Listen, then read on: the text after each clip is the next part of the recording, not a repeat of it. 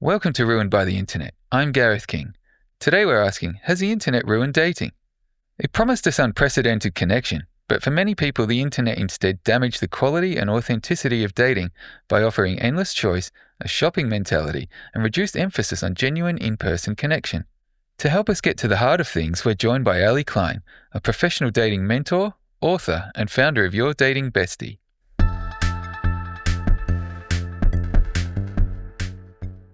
Elly, thank you so much for joining us and welcome to the show. Thanks, Gareth. Before we begin, can you tell us a bit about the work that you do and your journey that led you to this point? I can. Okay. Well, I call myself a professional dating mentor. I mean, the more common term is dating coach, but I just don't like the word coach. I kind of see myself more as a mentor. So I have a business where I help women who want to find their Mr. Right go from dating sucks to dating success.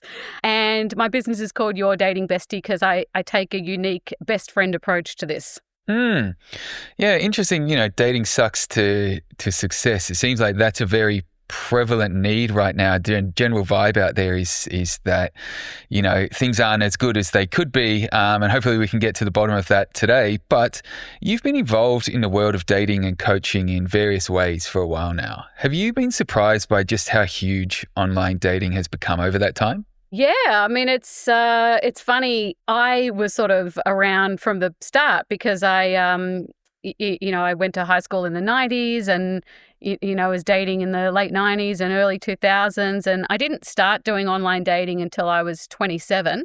That was in 2005. And that was back in the day where it was no apps. It was dating websites. And people were still saying on their dating profiles, like, oh, I can't believe I'm doing this. So, it was sort of still a little bit taboo. And now it's probably gone so far in the opposite direction that it's almost like people have gone back to meeting offline. Yeah, and I think it's quite an interesting point that you've just raised there around the kind of taboo or, the stigma of it. I can remember maybe even just over 10 years ago now, it still felt like it wasn't as something that people were just so cavalier about. It seemed to be a little bit clandestine and there was almost this little bit of embarrassment around that was what you were doing because it felt like people were still seeing the kind of more traditional methods as a good option. So we've obviously seen since that time that it's almost the online and whether it's apps or websites has kind of become the first port of call. And it's almost changed the way that people are interacting by, there's almost that hesitation to try and do it the classic or the traditional way, whether that's, fear of rejection or just awkwardness about approaching people, whether that's kind of affected by how technology has infiltrated our whole lives since then, who knows?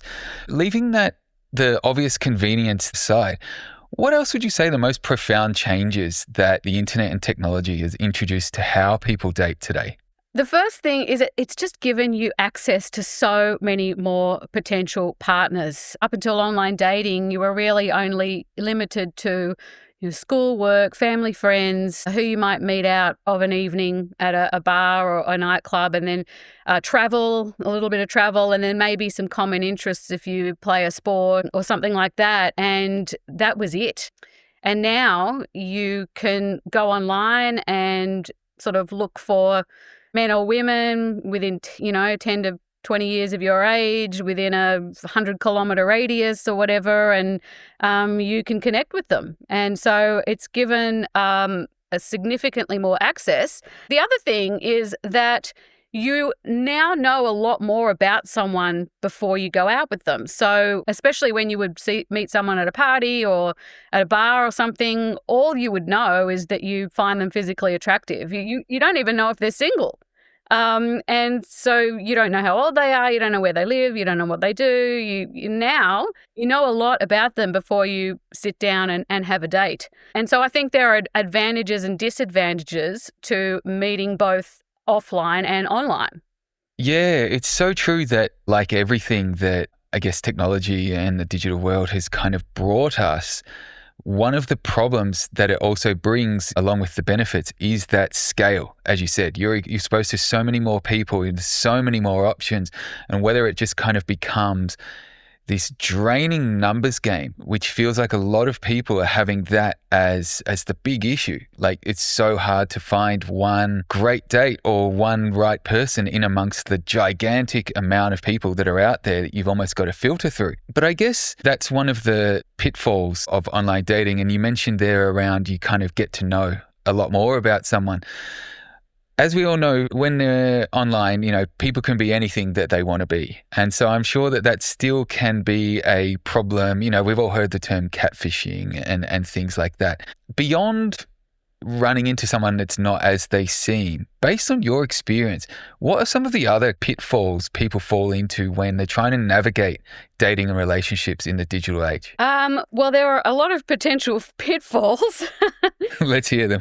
It's funny that despite you can now say a good 10 to 20 years of online dating has gone by, people still don't really know how to use online dating that well, and their expectations are often unrealistic. And so because they don't really know what they're doing, because no one's ever taught them, they sort of dive in.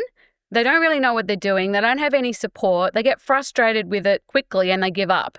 And it's something, that's how I got into this work. I probably should have given a little bit more background because I did, this is going to sound crazy, but I did 11 years. So I did over a decade of online dating in 3 countries. So in Australia, Canada, and the US, before I finally met my husband online. I was 38 and I got married at 42. And I think that I would have met someone a lot earlier had I have known what I was doing. I just learned through trial and error, and I actually did end up working with a dating coach myself, and that certainly helped, and there were other things that contributed, but I ended up, like in that final year, I ended up making a few changes to my approach to online dating, because I'm like, I'm doing something wrong. Like, I've been doing this for a decade and it's not working. I'm doing something wrong. I need to make some changes. So I made a few little changes to my approach and it worked. And within 6 months of making those changes, I met my husband, David. So I think the first pitfall is not knowing what you're doing and getting frustrated with it very quickly and giving up. And it makes me really sad when people give up, because I just think, oh, if you just changed this and did that or whatever, then, if you just understood this about online dating, then you wouldn't be so frustrated and you'd keep going and you'd find someone. That's probably the most common pitfall. Yeah, so it sounds like obviously your story was really one of perseverance there, and if that's a lesson that you could pass on to anyone, it sounds like it. And I think that kind of, let's call it impatience, that might be causing people to give up too soon. There's no doubt in my mind that that's born out of this instant gratification culture that we've kind of found ourselves right amongst, thanks to technology. But one thing that comes up again and again around, the world of online dating is probably tied into that, is this notion of kind of shopping culture. So, we all know how these things work, and it's kind of swipe, swipe, swipe. I've seen videos of someone building little robots or hacks for these kind of apps, things that will swipe like 50,000 profiles in an hour. I don't know, how they're doing it. And it's kind of trying to beat that numbers game as it's kind of proliferated. But if people are kind of approaching it as shopping, and, we know when you go shopping, you've got complete control over what's on the shelf and what you take. Whereas a human, you obviously don't have that control over them. Yes, the product has to like you back. Yeah. So how is this mentality affecting people's experiences? Or, is it? Are you seeing it in, I guess, what you do and how you help people? Yeah, there's always the argument, like, is it a numbers game? And well, technically it is a numbers game, but the question is, what are the numbers and how do you play the game? And so the way I see it is, it's like a funnel, like a sales funnel, but we'll call it a dating funnel. You need a lot of volume at the top of the funnel, because most people are not going to make it out the bottom of the funnel. And what I mean by this is, let's say you look at 100 dating profiles. You might or as a woman, I think men like more of them, but let's say from a woman's perspective, She might look at 100 dating profiles. She'll swipe right on 20. She'll end up having messages with about 10 of those guys. She might speak to 5 of them on the phone. She might get asked out by 3 of them, and end up going on a date with maybe 2 of them, and then hopefully like second, third or whatever date with one of them, and that one ends up being her boyfriend. And then if that doesn't work out, you kind of go through the whole process again. It's funny, the irony is that people are really picky at the top of the funnel, and they're like, oh, he's too old, or he's too this, or he's not enough that, or whatever. And I'm like, try to keep it as broad as you possibly can at the top of the funnel, because most of those guys won't even make it through. They won't message you, or they'll send a boring message, or they won't reply to your message, or they won't call when they said they would, or they don't ask you out, or whatever. So most of those guys at the top of the funnel are going to drop away anyway. So you can get pickier and pickier as you go along. I mean, obviously, the further down the funnel you go, like when you're actually thinking of getting into a relationship with someone, you can be very picky. Obviously, you want to be happy, but at the top of the funnel, that's the irony that we deal with, that everyone's very picky at the top of the funnel because they're already sort of shopping, as you said, for their ideal person. But because that person has to like you back, and because you haven't really interacted with this person or got to know them or see how you converse and laugh and get along or whatever, you need to be more open-minded at the beginning, and then you can kind of get pickier as you go along, because the guys who you found the most attractive or had the funniest or best profiles, they can drop away. And the guys who maybe were, not amazing initially, they can become more amazing as you get to know them, because they're so lovely and they keep their promises and they take you on great dates. So that's kind of the numbers game as I would see it. Yeah, look, even that from that breakdown there, you're looking at a kind of a 1% conversion rate. That's the same as sales. To kind of hit someone that you might actually go on a second date with. So it's so easy to see how it could be almost demoralizing after a certain amount of time, especially if you, as you said, potentially open up the pool and be less picky at the top of the funnel. Well, you could look at it. I mean, think of it like this. If you walk into a bar or a nightclub, there is probably only 1 or 2, for women anyway, there probably is only 1 or 2 guys in that nightclub that they would walk out with, who also wants to walk out with them. Of the guys in the club that you would walk out with, who would walk out with you, there probably is only 1 or 2 in that room, but there are hundreds of rooms in your city, right? Yeah. So that's the thing, like, it's hard to get your head around, but it's like anything. If you're wondering why, especially with women, if you're wondering why you're swiping past so many men you're not interested in, they're all the men that you walk past in the street or you wouldn't look twice at the bar. They're the same guys. It's the same demographic. It's just online. That's such a good point. I've not actually thought about it like that they are just the kind of bodies in the room. I can imagine it feels like so many more non-matches, because you are seeing the one by one as opposed to just a sea of random faces in one room. All of that said, we know people are kind of shopping, they might be a little bit pickier as they go further down through the funnel, hopefully getting to that 1% at the end. Yep. When people are trying to curate the most perfect online dating profile that they have, that's their main weapon at the top of the funnel there. Yeah. In your experience, has people knowing that they've got just a few photos and a short bio to make an impression, does that result in them portraying what they think the idealized version of themselves should be, even if it's not entirely real? And then does that lead to, if they hypothetically match and meet up, does that increase the chances of leading to dissatisfaction at how fake, digital dating is?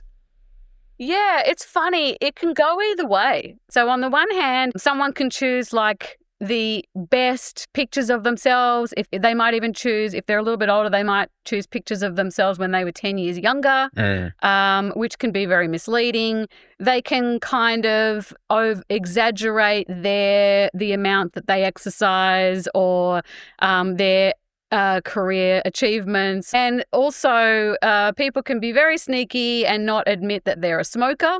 I turned up to more than one date where I walk into the bar and the guy who has non-smoker on his dating profile is smoking, and I'm like, oh gosh. Oh, really? That happened to me a couple of times, and so that can happen. But I actually think what is more common is that people undersell themselves because they don't know how to sell themselves.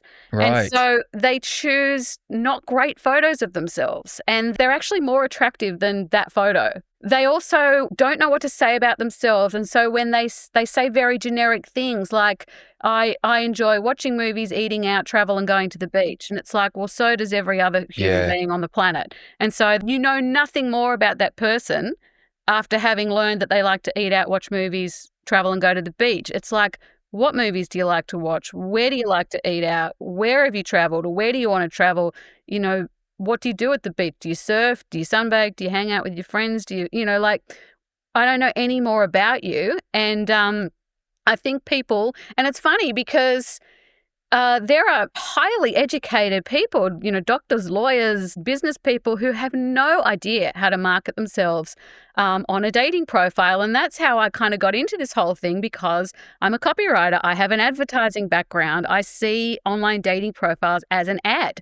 And I often see people don't market themselves very well. And we've gone from dating sites to dating apps, and it's, you know, pictures and a few prompts. As a writer, it makes me really sad because I used to love a good dating profile. Like, I liked writing them, I liked reading them, and I still write them for my clients, and they are able to use them depending on what site or app they're using. But profiles have now been reduced to answering various prompts. You can still choose good prompts and respond to them in a clever or interesting way so that you stand out and get your personality across a little bit better than just saying very boring and generic things about yourself. People are actually often more interesting than their profile.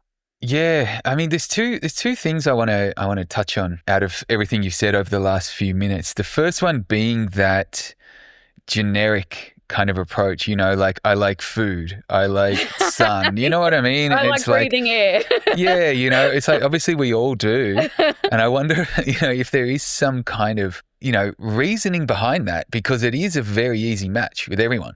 Whereas if you were to say, you know, you like, I don't know, walking on hot coals or something, you might find two people in the world, you know, and maybe it makes it a lot harder. So maybe that I like the beach, or I like to have a drink, or whatever it is, you know, that's almost like lowest hanging fruit that could lead to a potential common interest. And then, you know, as you said, it's getting to know someone beyond that is where the real interesting stuff happens. Just on that point as well, there's something interesting you said there too around people just don't know how to kind of market themselves.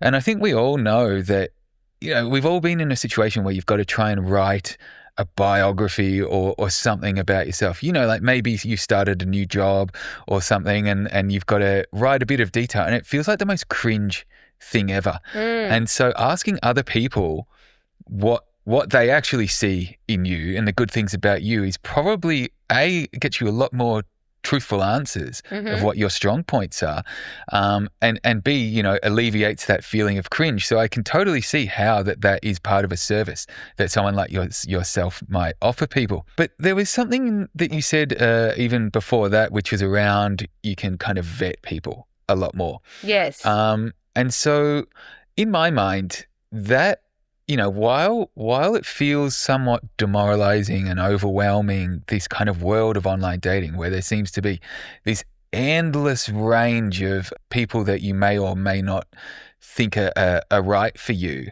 but surely it also presents, as you said, the ability to not only vet people, but it does add some safety aspect as well, right? You know, let's rewind and go back to that situation in the bar where you might see two people in there that catch your eye. So if you were leaving the bar with one of them, you have really no idea what you're getting into. You just kind of hope for the best. Yes. And, you know, whereas if you kind of doing it the digital way, and everybody knows, like, people do the, the proverbial stalking of people and stuff like that, whether it's their kind of Instagram or other things they can find about them online. Does that kind of allow people to see more potential red flags before you even get to that first date? And is that almost another filter that is beneficial for users in this context? Yeah, look, I think that's something I really like about online dating. Like, I like that I know more about him than I find him attractive. Like, I know that I like that I know, I mean, assuming that they're being honest. Most people are being honest or reasonably honest. Yeah. And so I kind of like that I know how old he is, where he lives, what he does, how he expresses himself in writing, what his religious and political beliefs are, whether he likes dogs, whether he's got kids, like if he's been married before. Like, I think that I find that really helpful. Yeah, no, totally. And I can imagine that, as you said earlier with the kind of funnel example, that's just more tools in the kit to filter out what you're not looking for. But on the topic of filters, a contentious issue that I've seen people talking about is very specific filters within these dating apps. For example, one that I've seen talked about a lot is the height setting. And I'm not sure what the average height of a guy is. Is it like 5'9" or something? Tell me. Yeah, I can tell you, and I'm sure it's probably the same in Australia, but I believe the statistic in the US is only 14% of men are 6 feet or taller. Really? 14%. That sounds really low to me. I guess that sounds about right to me. Really? Yeah, because you'd probably say an average man's height would be 5'10". Okay. So that sounds about right to me. But yeah, 14% apparently is what I last heard for the US. Yeah, look, height's one of those things. I must admit, personally, I don't get it. I've never had a height fetish. I'm 5'4". I've dated guys who are 5'5" and, up to 6'5". But my husband's like average, he's taller than me, but he's like average height. And I don't really get the height thing. But yes, I do know a lot of women love height, and even short women, which I think is a bit cheeky. It's like, can you save the tall men for the tall women, please? It's a bit naughty. But look, everybody's got their preferences. But you just need to be aware that the more preferences you have, the fewer people you have to choose from. And you've got to ask yourself, are these preferences really a deal breaker, or are they just a preference? Yeah, and that's a great point there around the more preferences that you have. You're obviously narrowing that pool so much further. I've seen stuff online of people lamenting the fact that they can't find their ideal person. And take a list of, let's say, 10 pretty serious, like, rare criteria, and which is just not surprising that you can't find this person. And I've seen people take those criteria, like, let's say it's, I don't know, someone in New York looking for someone, and they got this criteria, they're in this gigantic city full of people. But this criteria, when someone's run the numbers on it, there's maybe like 2 of those people in the entirety of New York. And as you said before, one of them or 2 of them, the feeling needs to be reciprocated. Yes. And so it's almost like you said, they're setting themselves up for failure by aiming so high that you may not see things, you may not realize that are, things that appeal to you. Obviously, that would lead to so much dissatisfaction, burnout, and feelings of negativity around it. But I guess the flip side of it is you kind of know what you want. And if someone's like, yep, that's what I want, it's like, more power to them. They're probably making it more difficult to themselves. But, if that's what they want to do, that's what they want to do. But with all these ability to filter things, and presumably the more specific you can get is to kind of cut through so many numbers and be as efficient as possible, which is, we all know that's what people try and get out of technology. That kind of approach, it's obviously making it harder to find a meaningful long-term relationship. What other ways would you say that the internet or dating apps or technology in general makes it harder for people to find a meaningful date that then might become a relationship to then might become, something even longer than that? I think the whole thing with the filters, it's a trap. It's a trap that everybody falls into because you think that you need someone to be X, Y, and Z, or you need them to be not A, B, and C for you to be happy. And you actually don't realize that you don't need all of those things. You might need some of them. Obviously, everyone has reasonable boundaries, but when you've got preferences, you're not allowing any room to be pleasantly surprised. That is the thing that I think that technology has taken away a little bit. Of course, you can learn to overcome that and not judge people so quickly or so harshly and just take one extra step in the process to get to know them. Like if you're not sure, have some messages with them, or if you've had some messages, speak on the phone. If you've spoken on the phone, go on one date. Just because you go on one date with someone doesn't mean you're going to marry them.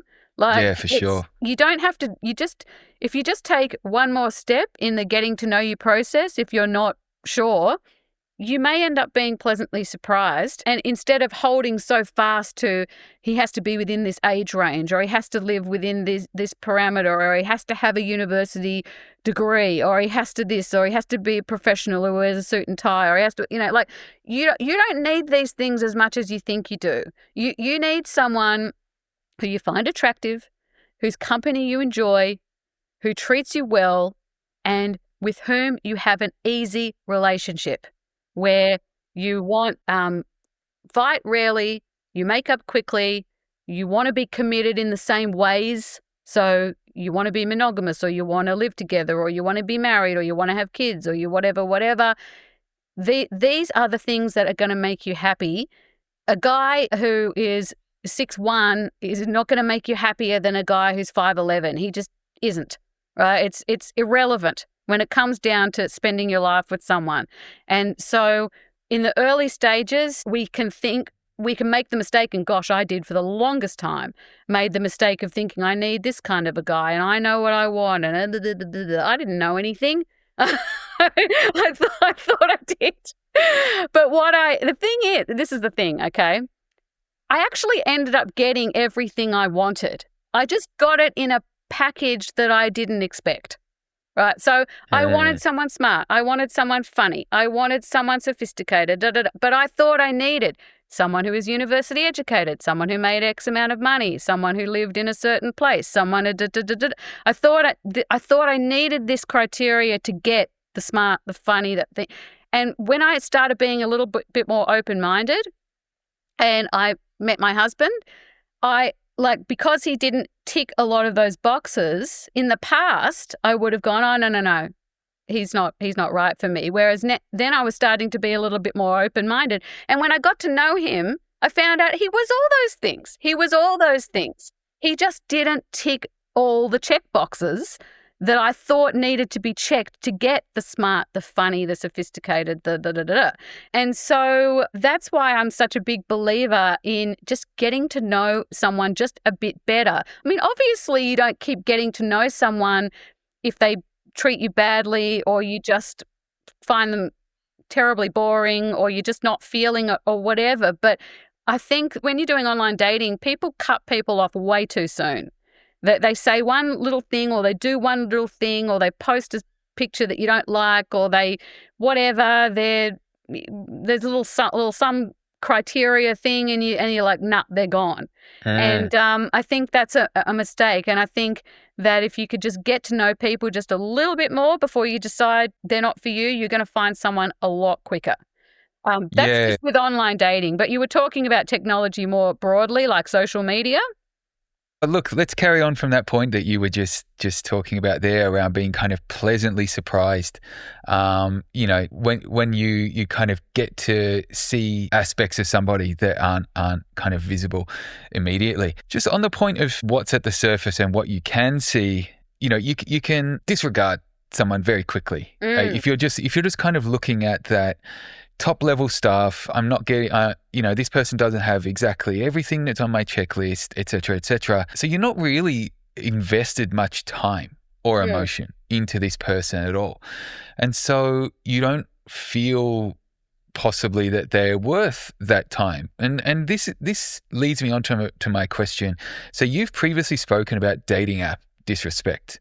How much of this is tied into just natural human behavior, and how much of it do you think is a byproduct of the way that this technology works and the way that people use it?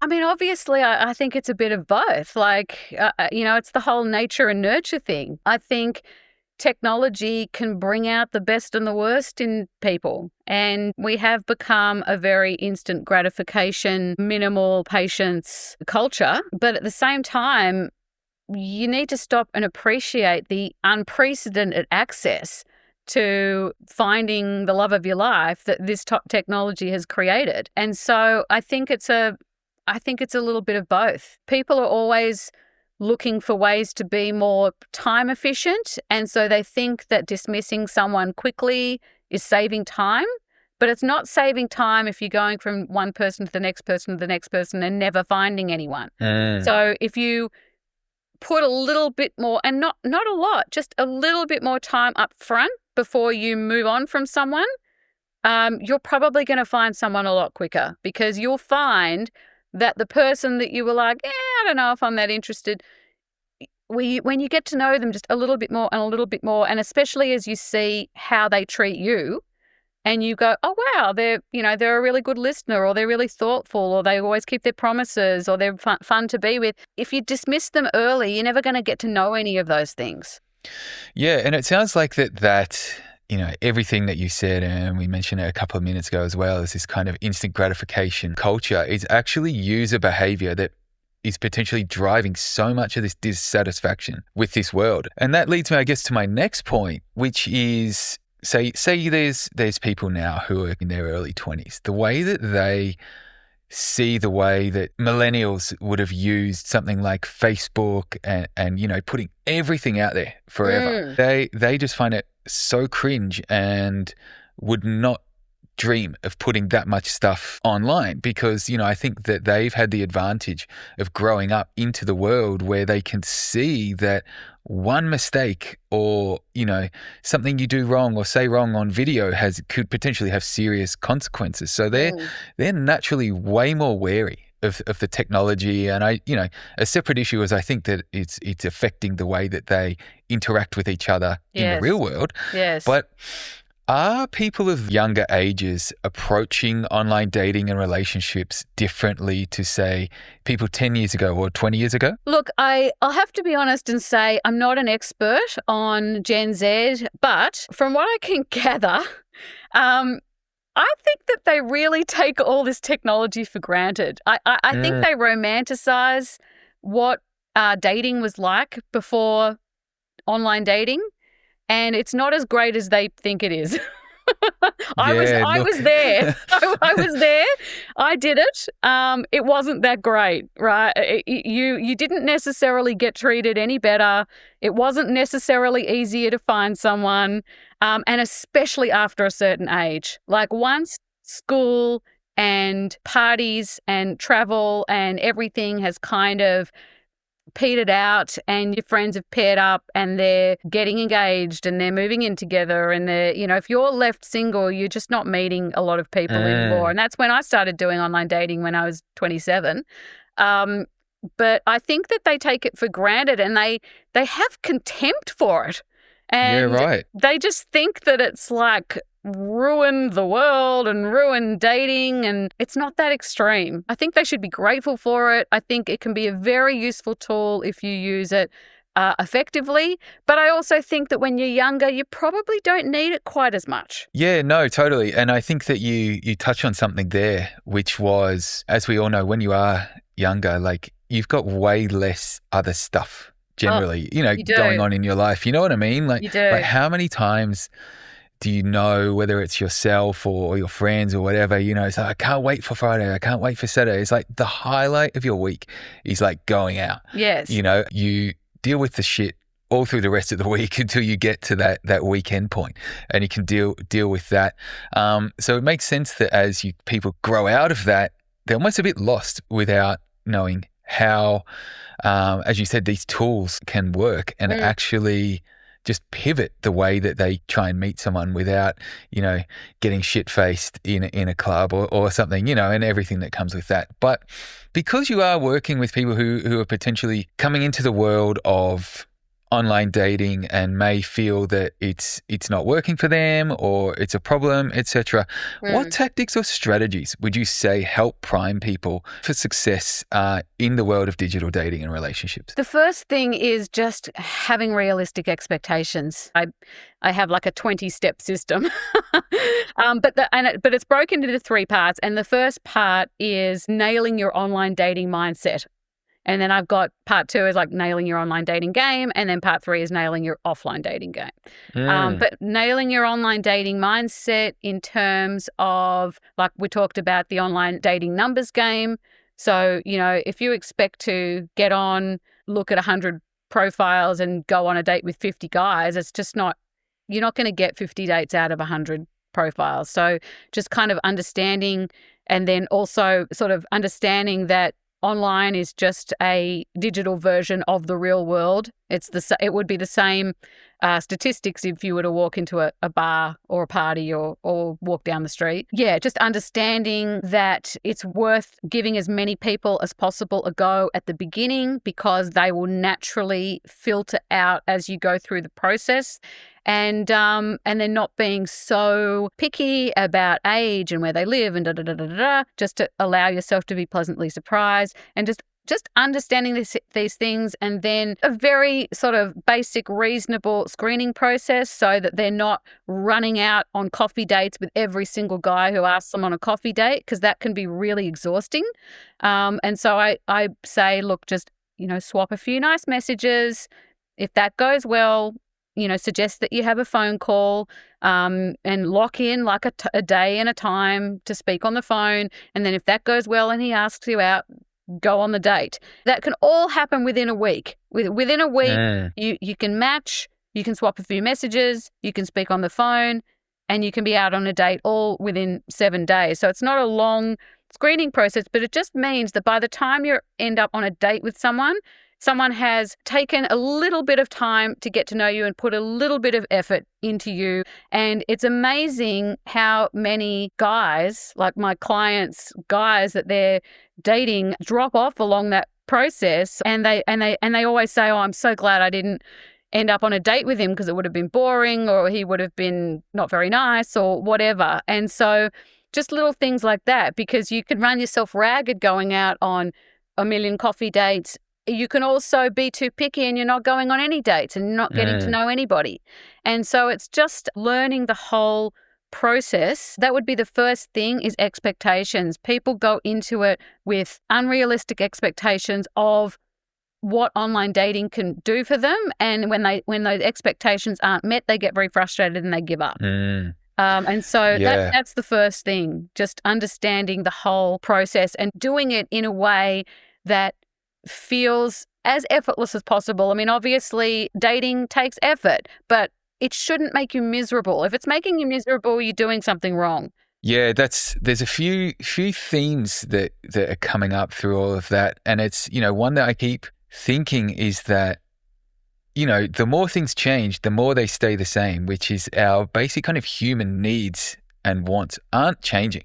It's almost just that the numbers game feels like you're fighting through so much more because you're disregarding everybody. Whereas you said something there a couple of minutes ago that you almost need to flip that numbers game and cast the net wide and let the natural filter do its thing. So there's, it sounds like a lot of people claiming that, the internet and technology has ruined dating are actually partly their own worst enemy by the way that they're using it, rather than strategically like a tool, as you've been saying. But for those people, who might be feeling overwhelmed or burnt out by their experience with dating in this digital world, what would you say is the most instantly actionable piece of advice that you would give them to change their mindset and get back into it positively?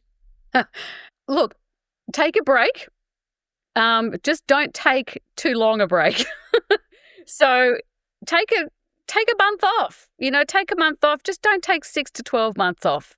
You don't need 6 to 12 months to get over a bad date. Like I see it. Oh man, I see it on social media all the time.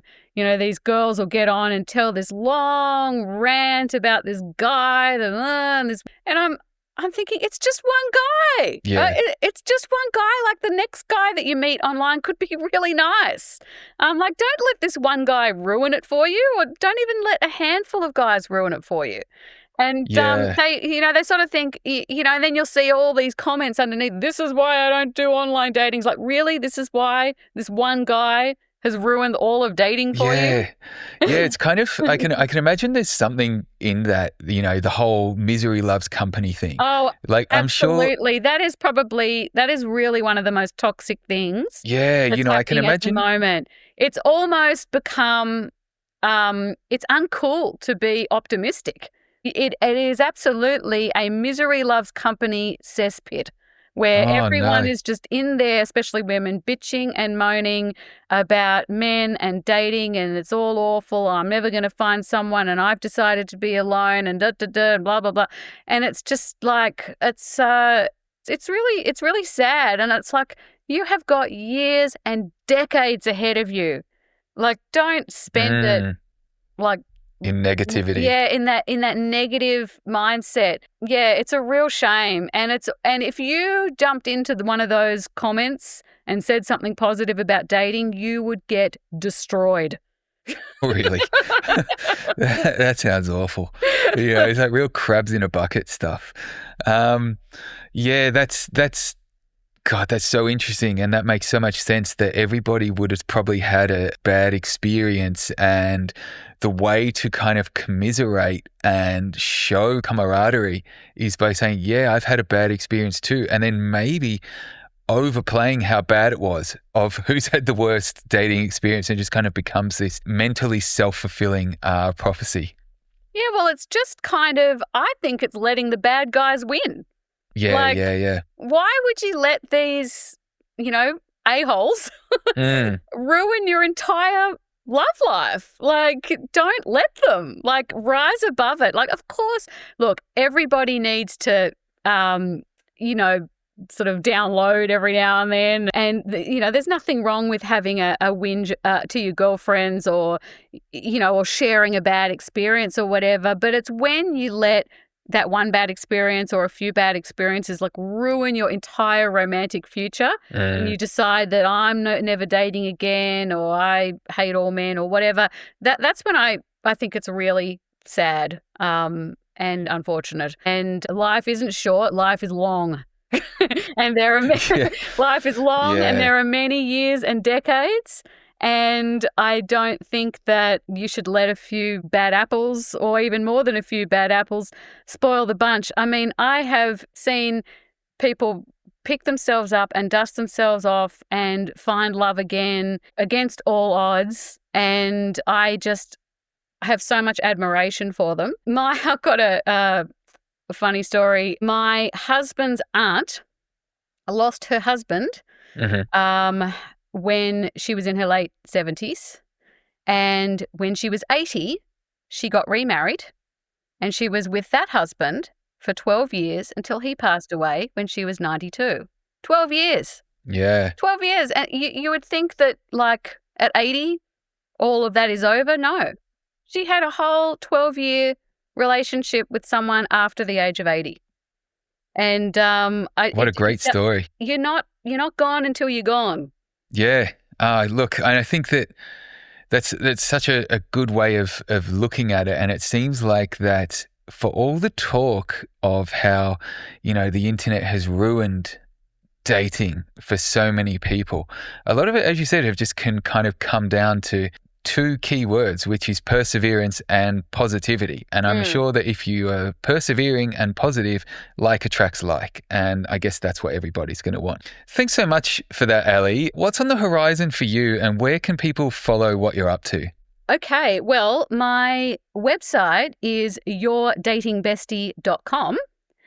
I have a free training. It's a 20-minute video. It's called Empowered AF, How to Find Mr. Right Without Having to Change Yourself, Lower Your Standards, or Waste Your Time. I have a podcast called the Your Dating Bestie podcast. I also turn each episode into an article on Medium and Substack. And if you just Google my name, Elly Klein, E-L-L-Y, Klein is K-L-E-I-N, just like Calvin Klein underwear. I'm proud of that. You can find me, or just you can search Your Dating Bestie on Instagram and Medium and Substack and podcasts, and you'll find me. Awesome. Elly, thank you so much. Thank you so much, Gareth. Great chat. For more info on what we've discussed today, check out the show notes. If you enjoyed this one, you can subscribe to Ruined by the Internet on your favourite podcast app and help spread the word by sharing this episode or leaving a review. I'm Gareth King. See you next time.